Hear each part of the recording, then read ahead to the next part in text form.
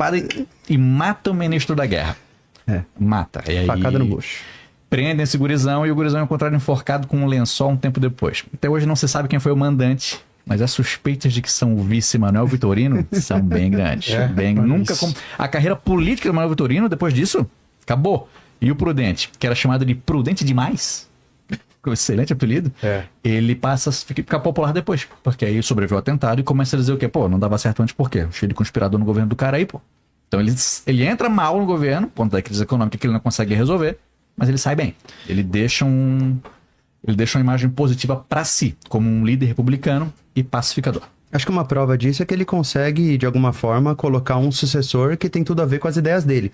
Na época, a gente não tá falando disso, né? Os militares estão lá como protagonistas, mas quem tá segurando esses militares? Quem impede que esse sistema mude? São grandes fazendeiros do café. No ano de 1900, por exemplo, 60% de toda exportação brasileira vem do café. Então, quando a gente fala assim nas aulas, né, a gente fala muito assim, puxa, a importância do café, a importância do café. Não é pouca coisa não, gente. Movia o nosso país o cafezão, certo? E ainda nos move, enfim, até do ponto de vista comportamental. Então, a gente tem, depois do Prudente, ele consegue colocar o Campos Salles, né, que é um outro fazendeirão também, no mesmo estilo. Aliás, gente, só pra gente se nortear aqui, República Brasileira, vamos dividir em 6 pedaços. Por que 6 pedaços e não 10 e não 80? 6 pedaços porque cada pedaço tem uma Constituição. Por isso que a gente divide ali em 6. Então esse momento aí inicial é a primeira Constituição que a gente vai falar. Nessa primeira Constituição a gente tem ao todo 13 presidentes. Deodoro da Fonseca, Floriano Peixoto, Prudente Moraes, Campos Salles. Depois tem Rodrigues Alves, Afonso Pena, Lilo Peçanha, Hermes da Fonseca, Venceslau Braz, Delfim Moreira, Epitácio Pessoa, Arthur Bernardes e Washington Luiz. Então esses 13 caras, se você olhar a imagem deles, você vai lembrar... Raramente você vai lembrar de um deles, que eles se parecem. E isso é uma mensagem, assim, o grupo que estava mandando era um grupo parecido, que tinha um pensamento parecido. Eles podiam ter até alguns conflitos entre eles, mas de maneira geral a gente está falando de pessoas da mesma classe social. A gente está falando de latifundiários, grandes comerciantes, pessoas poderosas mesmo. Defensores da elite. O Campos Salles, quando ele assume com a ideia de regularizar as contas do Brasil. Ele não dá a menor bola para a opinião pública. A parada dele é agradar político, é agradar cafeicultor. Então ele garroteia a economia brasileira, ele queima dinheiro, ele aumenta os impostos, justamente com a ideia de o quê? Eu peguei o Brasil no vermelho, mas eu vou devolver no azul. E vão falar mal de mim? Esse cara não tava nem aí.